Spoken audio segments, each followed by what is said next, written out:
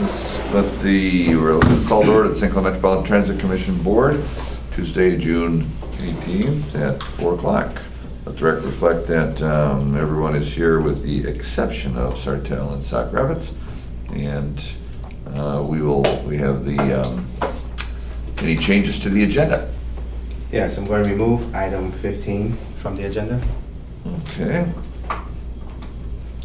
And nothing else, and is there a motion to approve the agenda? Move to approve as amended.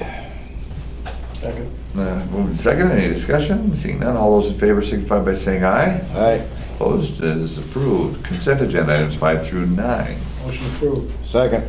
And the motion approved, any discussion? Seeing none, all those in favor signify by saying aye. Aye. Opposed, that carries. Consent agenda is adopted. Anybody here for the open forum? Or online?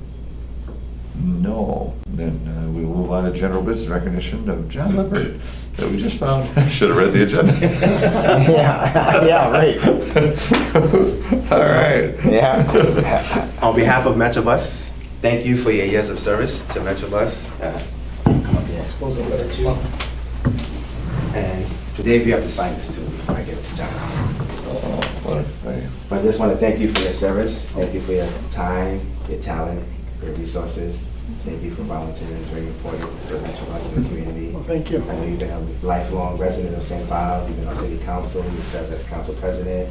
You've been on Metrobus board, and you helped steer the direction of Metrobus. Well, thank you. You haven't driven the bus, but you steered the direction. Like of I was the bus. in it. Yeah, I was in the bus. So thank you, and just on behalf of Metrobus, we're just going to give you your own personalized picture. Oh, thank you. Put your name with it. Appreciate it. Yeah. But no, we're going to take a picture and then, Nate? Yeah. All right. Picture, right? And then present you with the certificate too as well. Yeah, so on behalf of Metrobus, we give you Thank you. 9 years of service. Thank you. Yeah, we appreciate your time, so it's an honor to have you. I know you'll still be in the community, I know you'll still Oh, be yeah. around. We'll see all the different events. Yeah. Yeah, I don't want you. so you want to hold your certificate? Yeah, I'll or hold you it. Certificate. want to hold your picture too? No. One picture's enough. One enough. You don't want to break. Who's taking? All right, Nate. Who's taking it? Oh, there you go. Right here.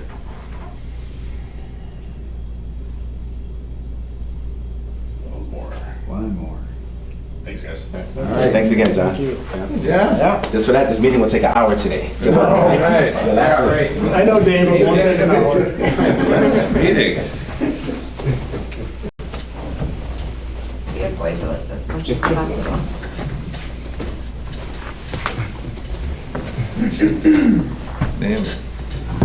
We'll name a bus after you. The beer bus? Thanks, John. Let's see, we're on to 11. Consideration of fiscal year 2023 final audited financial statements. Good afternoon, Commissioners. The final 2023 audited financial statements are complete. We finally got the para information in. That's always the piece that we wait for. So we present the preliminary statements in December so that we can get the NTD reporting done and some of the other federal reporting that's required in January. So Carolyn from Bergen KDB presented those in December. Nothing changed other than the, again, para information. So the pension information came in. So the final is complete. So just need your approval for the 23 financials. And then if you care to have the hard copy for your enjoyment and, entertainment, bedtime reading, whatever you care for, I do have hard copies if you want those as well. So just looking for approval for the 23. So move. Second. Moved and seconded to approve the financial audited financial statements. All those, any discussion? Hearing none. All those in favor signify by saying aye. Aye. Opposed, motion carries, adopted. Item number 12, resolution 2024, MnDOT authorizing resolution for calendar year 2025 dial ride. So again, we are starting the process for operating grants for 2025. So this is for Dial-A-Ride, Fixed Route, and North Star Link. We do separate grants for each one of those operating operating grants for 2025. And this is the authorizing resolution for each one of those. The resolutions currently state that the commission would agree to pay up to 20% in operating for fixed route and North Star and 15% for dial-a-ride. However, currently as it stands, the legislation at the state level listed as 95%. There's some talk of changing that back down to 80 and 85, so I did leave it at 80 and 85 just so that we don't have to bring those resolutions back. But as of right now, it's listed at 95 at the state level. So again, we're being more conservative as leaving it at 80 and 85. If they're going to fund more, we'll certainly take that money and we're going to request it, but that's why I don't have to bring it back. So again, looking for Move to approve resolution 2024-03, 04, and 05. Second. Okay, we're doing all three resolutions in one. We can do that in one motion. Any discussion? Seeing none, all those in favor signify by saying aye. Aye. Opposed, that carries. So department updates, we'll go on to number 16, human resources update. Yeah, good afternoon, commissioners. Just have some highlights. I'll start with some HR statistics related to hires and separations. In 2022, we had 28 new hires and we had 25 separations. So netting 3. Of course, that's not exactly the case because they're not all the same positions, but 2023 we had 34 new hires and 27 separations. In 2024 through May 31st of this year, we've had 18 new hires and 13 separations. If we annualize those out, if we stay on track the way we have been, we'd be at 43 new hires for 2024 and 31 separations. Our attrition rate for the same period, 2022, we were at 18.8%. In 2023, it was 20.3%. In 2024, annualized again based on our January through May data, would be 21.92%. Technically, when the majority of your positions are kind of your blue collar frontline type positions, 15 to 20% attrition rate is not necessarily terrible. Obviously, we prefer that rate to be much lower. Just some information about recruitment. So budgeted vacancies as of yesterday, we have 10 full-time fixed route vacancies. We do have 2 candidates scheduled to start in July. We have 3 full-time dial-a-ride vacancies with 3 candidates scheduled to start in July. And we have 1 full-time feeler vacancy with 1 candidate scheduled to start in July. So if all things go well with those starts, we could be looking at being fully staffed in dial-a-ride and have 8 vacancies in fixed route. Again, that's assuming that the people scheduled to start in July make it through training and that nobody else leaves. We have made a decision to do some advance hires for our dial-a-ride side. So looking at kind of where the budget is at for fiscal year 2024, Paula has approved advance hires of up to 2 dial-a-ride positions. And we actually do have 2 candidates identified to schedule in August, or to start in August. Some of the recruitment efforts that we've been working on with the help of our marketing communication staff, we've done a significant increase in radio advertising. We entered into a campaign with Layton Broadcasting from June 2023 through August 2024. So we've had several radio ads going for, it will be over 14 months. We've been doing some video advertising on social media. We've prepared a video that was showed at last summer's Rocks game. Nate and his team worked on creating a new video for this summer. believe we're gonna start the Rocks games or have started with our old video until that new video is ready. We've done some theater ads, so videos that play prior to the movies that are being shown. We've done streaming video ads. We have done streaming ads through Town Square Media, so that could be advertising on different streaming, Hulu, Roku stations. And then we continue to do social media recruitment as well. Typically, our recruitment budget is usually set at about $5,000 a year, but we've been using unspent personnel budget to bolster our recruitment over the last couple of years. So when you have vacancies, you've got unspent dollars, we're using those to try and fill the vacancies. As I'm sure you're all aware, there have been some employment law changes. Most recently, or effective 1/1/2024, was the Earned Sick and Save Time. We've implemented that, and to my knowledge at this point, we're not having any issue with the way we've implemented. So we made the decision to basically just change how our sick time can be used to comply with the SST rather than have two buckets. And that hasn't been an issue to administer it that way. Some upcoming changes, the Pregnant Workers Fairness Act. So that was originally effective on June 27th of 2023. The EEOC has finally put out the final regulations for carrying out the law.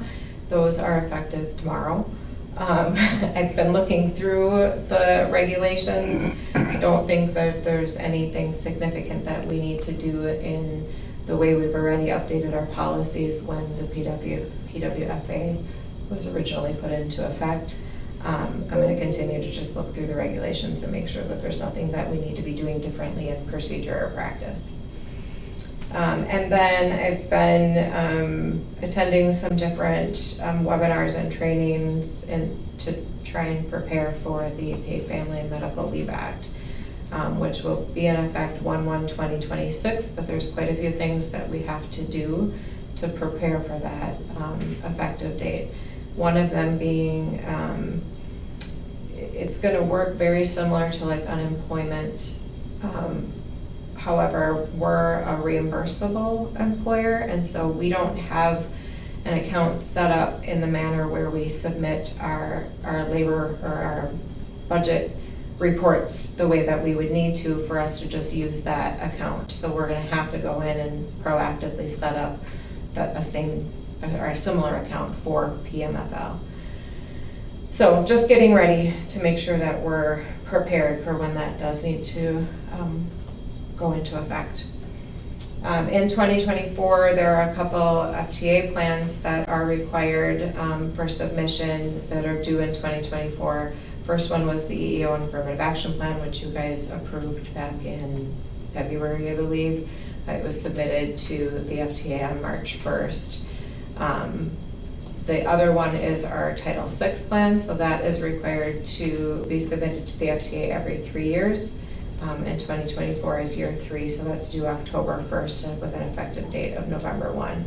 So I will start working on reviewing and updating that plan. It'll come to you guys for approval in September so that we can get it to the FTA by October 1.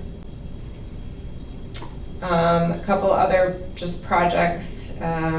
We do a job description review on a 4-year cycle. The last time we looked at them was in 2020, formally. I mean, obviously we review them if major things change on a regular basis.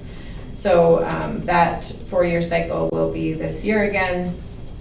I'll begin to go through the process this month so that we are getting our job descriptions and a position analysis questionnaire out to all of our employees to give them an opportunity to provide input regarding the job description and whether or not it still accurately reflects the duties that they're performing. And then the other big project is our UKG implementations, the HR and payroll software that we're working on setting up and implementing. I feel like we've been in phase one of that project for a really long time, which would be the setup, implementation, and integration of the core modules. So that would include payroll, basic HR, and time and labor. And then we are also, as part of phase one, we're working with Trapeze Ops to figure out an integration of the time that is tracked by our operators, dispatchers, and street supervisors in Trapeze Ops. We need to get that to be able to integrate into UKG so that we can be paying staff accurately. I think that's probably been the biggest thorn in our side right now, is getting that integration built so that it works appropriately.